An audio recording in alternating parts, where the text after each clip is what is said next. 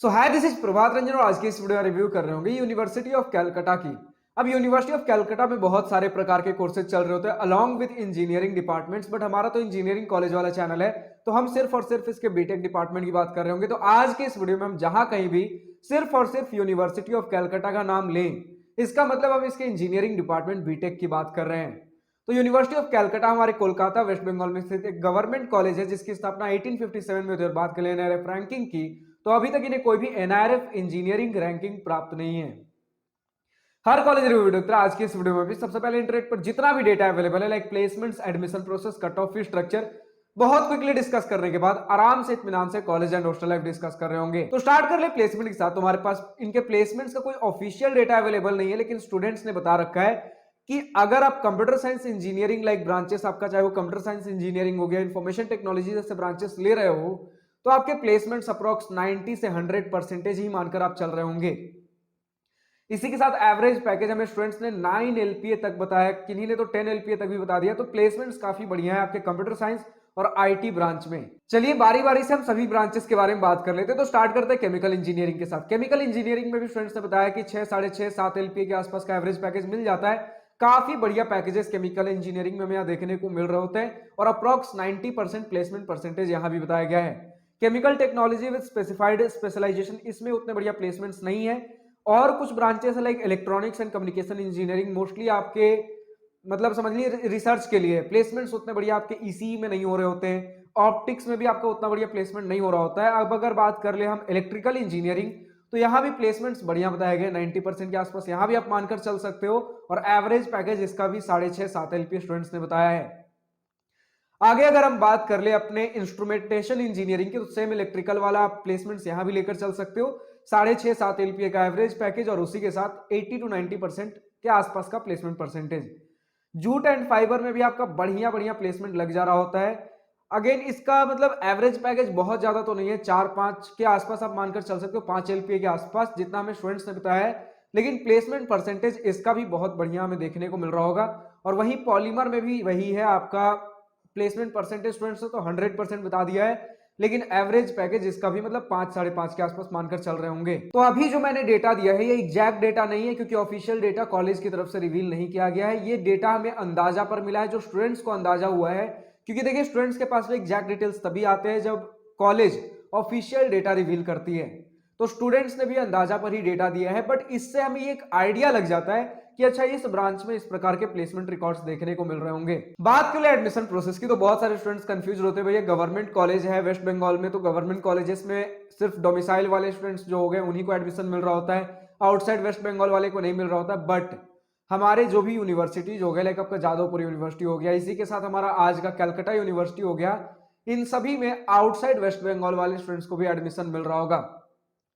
Criteria है कि आपके बोर्ड्स में 60% मार्क्स होने चाहिए और रिजर्व कैटेगरीज के लिए 55% मार्क्स पीसीएम सब्जेक्ट में। इसी के साथ आप डब्ल्यूबीजेई का एग्जाम दे रहे होंगे और डब्ल्यूबीजेई के एग्जाम में जो भी रैंक बनेगा उसके बेसिस पर डब्ल्यूबीजेईबी के काउंसलिंग के थ्रू आपको कॉलेजेस और ब्रांचेस अलॉट हो रहे होंगे। बात कर ले कट ऑफ की, तुम्हारे पास WBJEE 2023 all India general student last round के क्लोजिंग रैंक के कट ऑफ के स्क्रीनशॉट लगे हुए हैं। Like computer science engineering close हो गया था सिर्फ और सिर्फ 1207 रैंक पर और बाकी सारे ब्रांचेस की आप देख पा रहे हो।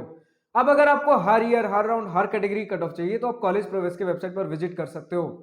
तो देखिए कट ऑफ के ट्रेंड से हम देख पा रहे होते हैं कि स्टूडेंट्स मोस्टली आपके जादवपुर यूनिवर्सिटी के बाद यूनिवर्सिटी ऑफ कैलकाटा को ही ऑप्ट आउट कर रहे होते हैं। उसके बाद ही आपके जितने भी प्राइवेट इंजीनियरिंग कॉलेजेस हो गए लाइक आपका एचआईटी हल्दिया हो गया, एचआईटी कोलकाता हो गया, आईईएम, इसके बाद धीरे धीरे स्टूडेंट्स इन कॉलेजेस पे जा रहे होते हैं। वरना आप मानकर चल सकते हो सेकंड प्रेफरेंस हमारा यूनिवर्सिटी ऑफ कैलकाटा ही रह रहा होता है, क्योंकि प्लेसमेंट्स भी देख लीजिए काफी तगड़ा हमें इस इंस्टीट्यूट का देखने को आ रहा है। बात कर ले फी स्ट्रक्चर की, तुम्हारे सामने डिटेल्ड इंस्टीट्यूट फी, ट्यूशन, हॉस्टल फी का स्क्रीनशॉट लगा हुआ है जिसमें मेस फी इंक्लूडेड नहीं है। तो अगर मेस फी को कुछ समय के लिए साइड छोड़ दें उस केस में आपके 4 साल का बीटेक फी सभी फी स्ट्रक्चर को मिलाकर इंक्लूडिंग हॉस्टल, इंस्टीट्यूट, ट्यूशन सब कुछ मिलाकर मेस को साइड रख के 4 साल का बीटेक फी आपका 42,000 के अंदर अंदर निपट जाएगा। तो आप देख पा रहे हो बहुत एक अफोर्डेबल फी स्ट्रक्चर बन जाता है।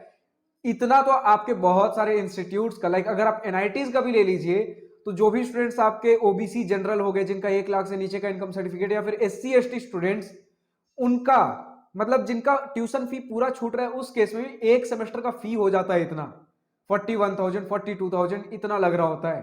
इतने में आप ट्यूशन हॉस्टल सब कुछ मिलाकर पढ़ने वाले हो 4 साल। बात कर ले मेस फी की, तो मेस फी का एक्चुअल ऑफिशियल डेटा अवेलेबल नहीं है। बहुत सारे स्टूडेंट्स ने भी नहीं बता रखा अपने ऑनलाइन रिव्यू में, लेकिन कुछ इक्के दुक्के स्टूडेंट्स ने बताया कि 2,500 से 3,000 पर मंथ में आपका मेस फी भी निपट जा रहा होगा। अब एक्चुअल क्या डेटा है, 2,500 से 3,000 में आपका हो जाता है या नहीं है, फिर इससे भी सस्ता या फिर इससे भी महंगा, क्या सारी चीजें हैं, कमेंट सेक्शन में लिखकर बताना ना भूले जो भी स्टूडेंट्स यूनिवर्सिटी ऑफ कैलकाटा से इस वीडियो को देख रहे हो। तो फाइनली हम पहुंचते अपने college and hostel life most awaited topic के ऊपर। तो सबसे पहले इसी पॉइंट के साथ स्टार्ट करना चाहूंगा कि हमारा यूनिवर्सिटी ऑफ कैलकाटा बहुत बड़े कैंपस एरिया में सिचुएटेड नहीं है। 2.7 एकड़ कैंपस एरिया बताया गया है, जिसमें आपको बहुत सारे कैंपसेस देखने को मिल जा रहे होते हैं। लाइक अगर हम इंजीनियरिंग की बात करें तो यूजुअली हमें 2 कैंपसेस देखने को मिल रहे होंगे, एक आपका टेक कैंपस है और दूसरा आपका राजा बाजार कैंपस। टेक कैंपस में आपके कंप्यूटर साइंस, इंजीनियरिंग, आईटी और ऑप्टिकल वाले डिपार्टमेंट्स चल रहे होंगे और बाकी सारे इंजीनियरिंग डिपार्टमेंट आपको राजा बाजार कैंपस में देखने को मिल जा रहे होंगे।